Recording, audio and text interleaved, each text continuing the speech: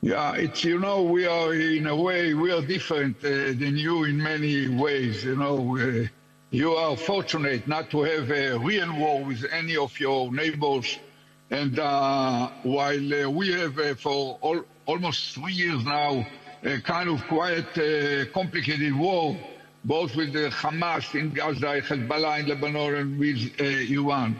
But what we share is the fight against terror. We know fighting against terror all along the history of our country, and you have it now. In a way, when the world's attention is now focused on Ukraine and the war with Russia, and recently on the war in the Middle East, where the United States and Israel are involved vis-à-vis Iran and others, the center of gravity of terror moved southward, moved toward the jihadists and the worst of terror organizations, especially Muslim ones, traveled into the Sahel, into Nigeria, into your own neighborhood. And it's true, it's very tough. You have not just Boko Haram, you have other from the OCP to the indigenous of Biafra and many. It seems that only the south region is relatively quiet, and so you are facing terror very wide scale, and that's what in a way imposed to spread the authority between local police, local in terms of state level police, and the federal organization. I need that the solution to the challenge you mentioned is by having coordination. The fact that there is a state to every state police for every government, under every government, doesn't mean that there is no coordination, correlation, and dialogue with Abuja. In Abuja, the federal government should have an access to information. There should be certain transparency of what happens in the every state police out of the 35 different ones.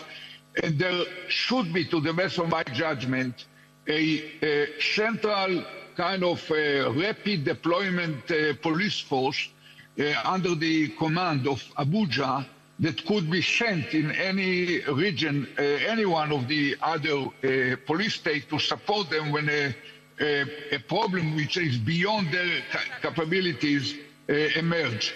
That should be part of the picture, and it enables it creates certain dependency of the state police in a real emergency. When it goes beyond their size and their means, they call upon the central federal government to send this rapid deployment police force. Of course, there is a last resort solution to send the army, but in my experience, army people, and I spent decades in the army people is much less focused. They do not really understand their doctrine, their manners, their culture doesn't fit into law enforcement force. And when you send soldiers, I think that you might know it from your own experience. So you send a soldier into missions which is more typical to police, there are some unintended consequences and a lot of complication. Of course, when you have to fight terror organizations behave like many sovereigns in some area that they took over, some weak population that they are communities that they are using and enslave in a way, or collect taxes, or try to have kind of a rudimentary governing event. That's probably need the army at the end, and you also have the army. So it's a delicate issue. There is certain dependence. There should be certain guidelines coming from Abuja into this security based on the extra intelligence that they have as a result of owning the SIGINT capabilities. And there should be dialogue on two directions. The state should report. There should be no secrets of what happens at police, what are the missions, what they're executing. for the federal authorities. And at the same time, the federal authorities should be sensitive to the needs of which are changing from time to time, or sometimes appearing in several regions simultaneously and need certain judgment of priorities and so on. It won't be easy, but that's the only way. I tell you honestly, we admire the way that Nigeria, facing so many challenges in terror, in organized crime, in kidnapping, in attempts to intervene, to even think of separatist ideas, and the way that you are doing it while sticking to the commitment to hold it through a democratic system is something that raises admiration to you. Prime Minister, thank you for that. And you mentioned a key word in your last statement there, intelligence, and that has drawn a response from a very respected member of the audience here.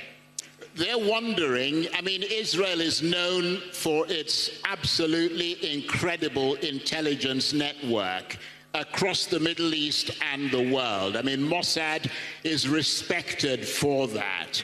How do we build in Nigeria a local intelligence network, not necessarily to rival Mossad, but that can help us deal with our local security challenges here?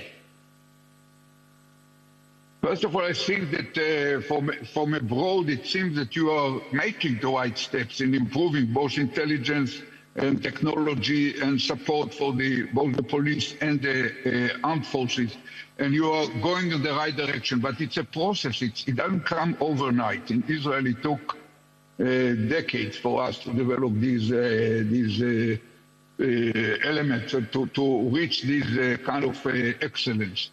You know, I remember myself, we are fighting terror for decades, and I remember myself as a young man called for terror. As a young man, a young soldier, I personally led a rescue raid on a hijacked Sabina airplane that was hijacked to Ben Gurion. You probably can see over my head a picture from this event when there were more than 100 passengers there, and the hijackers' head was weapons and explosive.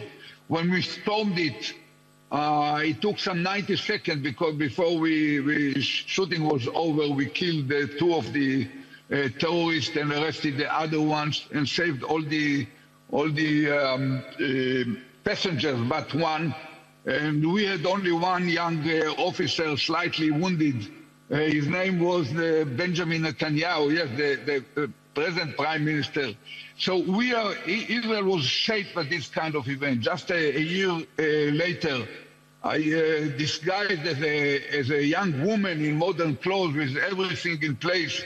I led 15 commandos into the heart of Beirut to eliminate 3 terror leaders of the Fatah movement, and they were those who were responsible for the massacre of Israeli athletes in the 72 Munich Olympic Games. And even then, within 7 minutes of shooting, intensive shooting, we killed the 3 people and some 10 gendarmes that they deliberately chose the place near a gendarmerie station and have weapons in their apartments and bodyguards outside. I still remember after I sent the squad into the different high-rise building to kill the terrorists in their apartments, I stayed at the street level, and within a minute a bodyguard came out of a car on the other side of the road. Leather jacket, he carried a handgun aimed at us. And I remember his shock when he saw the 2 ladies. I had myself as a young lady and another stocky blonde beside me. I remember the shock in his eyes when the 2 ladies opened their jackets and shot at him with our Mini Uzis.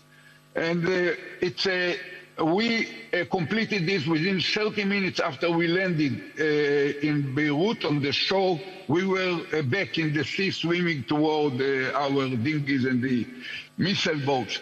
And 3 years later, I found myself architect of our raid in Entebbe to release the Air France kind of hostages.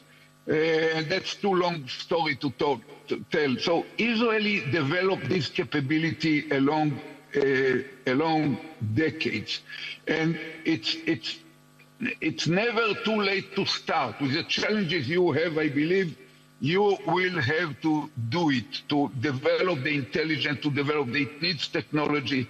I think that friends in the world, and you have relations with some friends, can help in accelerating the process by sharing lessons, and there are common aspects to running against terror and against all the other the crime, organized crime, and so on.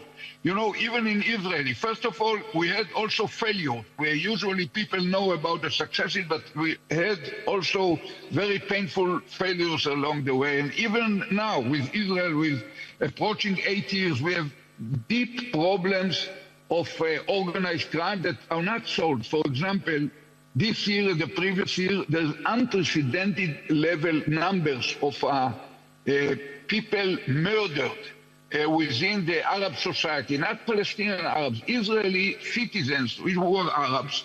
And in their society, there are some gangs. Most of the people are murdered as a result of conflicts between different organized crime gangs and a deeply rooted culture of revenge.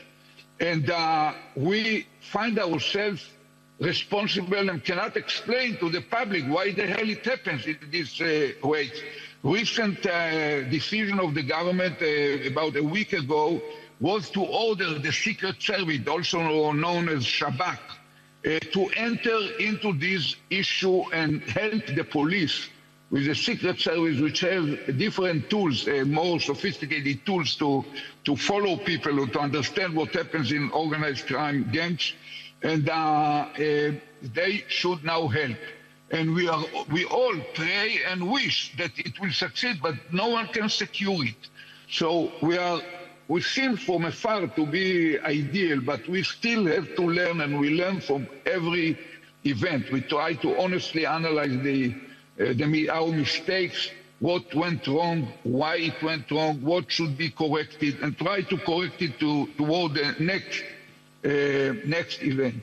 Along the years, we have also two intifadas, which were quite long, painful struggle within the country, within the area under our control, that took years to overcome. And no one can promise us that it won't repeat itself in the coming future. So we have to look to the long horizon, to the longer period, and don't be frustrated by the fact that things take time. It might take more time to you because you start with a vast country. We have a miniature country in terms of what you are facing, and it will be a long march. But even a long march starts with one step, and it should be done. And I believe that you are doing it, even in this idea of establishing a de facto police force, which controlled directly by the state, and still report and have a dialogue and got guidelines and support in terms of, in case of emergency, from the central government in Abuja.